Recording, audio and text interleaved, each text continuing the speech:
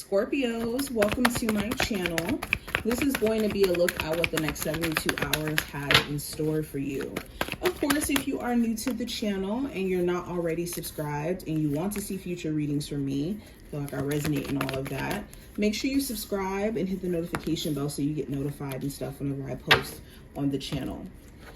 And if you want to see my live streams where I take personal reading questions, I usually go live around 8:30, 10:30, and like 11:30 Eastern Standard Time.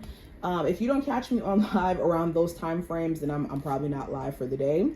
But you can always come and join. And I do personal readings. I will leave my email in the description box as well as the comment section if you do want to get a personal. Okay. So let's go ahead and jump into the reading. Enough of that. We're going to go into the overall spread and then we'll go into the oracle cards towards the end. So the first card is going to represent just the general energy for the next 72 hours. So I have the 9 of Cups here. The 9 of Cups talks about wishes, things that we wish for ourselves, things that we set our intentions on. It also talks about emotional contentment. Okay. The 10 of Cups is emotional completion. The 9 of Cups is like emotional contentment. Like, I'm good with this. I'm happy with this. Or we meet some sort of emotional fulfillment moment where we can look and say, okay, I reached a goal. So during this time frame, there's something here that you're going to be very proud of yourself for doing.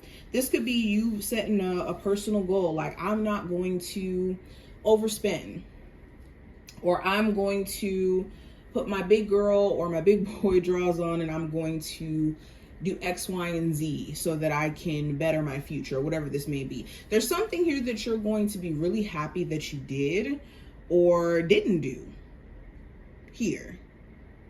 There also may be certain motives or intentions that someone else is revealing to you with this 9 of Cups. They could be showing you what they genuinely want from you. You may have been questioning that, like, what does this person want from me? Or what is this person's intentions for me? Well, they will definitely be revealing that during this time frame. You'll get a chance to know exactly where their head is at. The 9 of Cups also talks about celebrating your peace or celebrating your growth in terms of like your emotional state. You may have been really stressed out prior to this time frame and you've gotten to a place to where you're just okay with how things are transforming or how things have been just moving for you. Now, going into career and finance, we have the Wheel of Fortune. So the Wheel of Fortune talks about being at the mercy of destiny, or there being shifts and changes that are happening. With this Wheel of Fortune being upright, this is positive, where there could be random encounters or fated encounters around your career that could really help you. So if you're creative, for example, you could run into somebody who's in the same creative field, and that could open a world of opportunity. Or you could be going to a job fair and then you end up running into an opportunity that you didn't even necessarily plan to run into, and then it ends up working out for you. So pay attention to what synchronicities may be happening around your career or creative endeavors that may be popping up.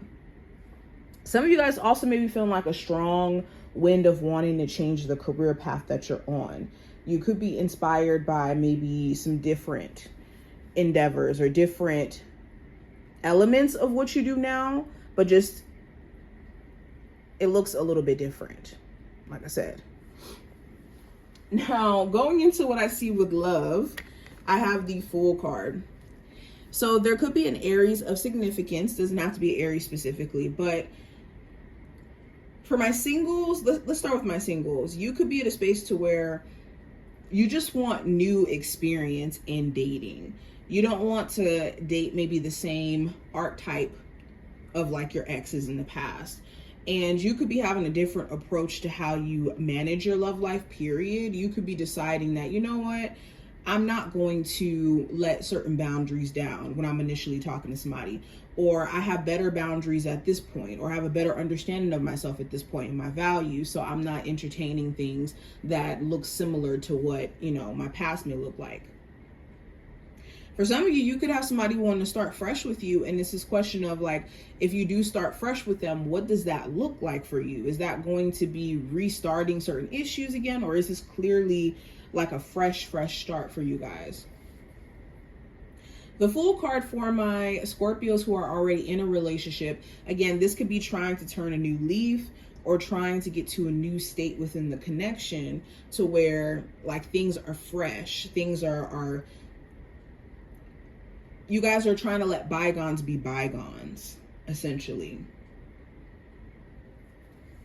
There could even be some new things that you guys are willing to explore within the relationship, like taking things a lot further, moving in together, getting married. And it's this question of like, are you guys ready for that level of seriousness right now? Now, going into what I see for the possible challenge, I have the 5 of Wands. So the challenge may be you have other people around you who are competitive. They may be wanting what you have, and instead of them supporting you, they could be acting like you guys are in competition. Whether this is friends around you, colleagues in the same, creative environment or work environment, you could have a strong sense of competition. And even if it's not direct, like people that you know kind of hating on you, it could be a situation where you just feel the pressure of whatever field that you're in.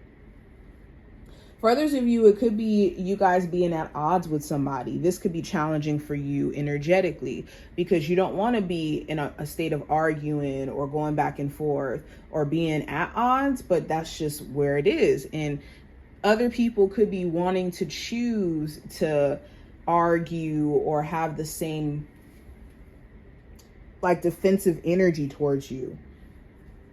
So it's hard to navigate getting past this. Also, for some of you, the challenge could be wanting to do things for yourself, but knowing that this is going to challenge people around you. And you're not trying to hurt anybody, but it could be a situation where like, okay, say for instance, you want to do something big like move to another country or move to another city. You could know that that's going to make people around you uneasy. And it's like, well, I want to do this for me because I see an opportunity there, or I've always wanted to live there. So it's the battle of doing things for you versus other people around you. Now, the advice, I have the 10 of Swords. The advice is to really take care of your mental health during this next 72-hour window and beyond. If you have been just feeling mentally exhausted by either the amount of projects you're taking on or work, or you just mentally beating yourself up for certain things, or you even just being mentally exhausted when it comes to a relationship where there could be a lot of conversations around ending things or things feeling like it's on the brink of ending. You got to take care of yourself so that you're not mentally depleted and defeated. Okay. Also, anybody who you could be letting back into your life after they've betrayed you, you do need to make sure that it makes sense and that you're not letting certain individuals back into your life to repeatedly stab knives through your heart, essentially. Now, outcome for this time frame, I do have the King of Wands. So the King of Wands represents a Aries, Sagittarius, or Leo of significance. It doesn't have to be a fire sign at all, but there could be a fire sign. If not a fire sign, it could be someone around you who you're really trying to feel their energy out. They could be being really flirtatious towards you or even passive aggressive. This card can go many ways. I'm getting flirtatious energy. For others of you, it's someone who could be passive aggressive, or they could be giving you vibes that they're upset about certain things. There may be someone who you want to set better boundaries with as well. Like if they seem very forceful in terms of wanting you to like follow everything that they want you to do, but they don't have like a level of compromise, excuse me. I think you're going to be paying closer attention to that. Now, let's go ahead and reveal the oracle cards that we have here. So we have Mirror, which represents reflection, and we got the disco ball with all the little mirrors on it. And we also have Labyrinth, which represents joy. So the final message here. So it's so funny that this card has a disco ball on it while we're talking about reflection, because reflection sometimes isn't really that fun.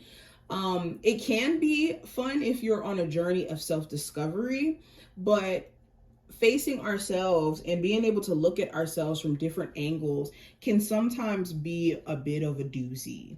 And I think the key is, with you guys doing a lot of self-reflective stuff, you need to be careful of overly reflecting in a way where you start to look at yourself as being, not a work in progress, or that you should be perfect, or that you should know certain things, or beating yourself up for what you didn't know before, but now you know now.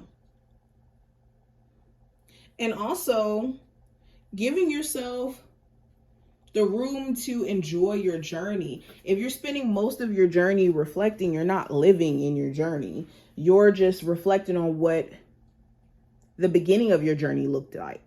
But what about the beginning, the middle, and the end? But these are the messages that I have for you. I hope that this was helpful and did give you insight. And I will see my Scorpios in the next one. Bye, y'all.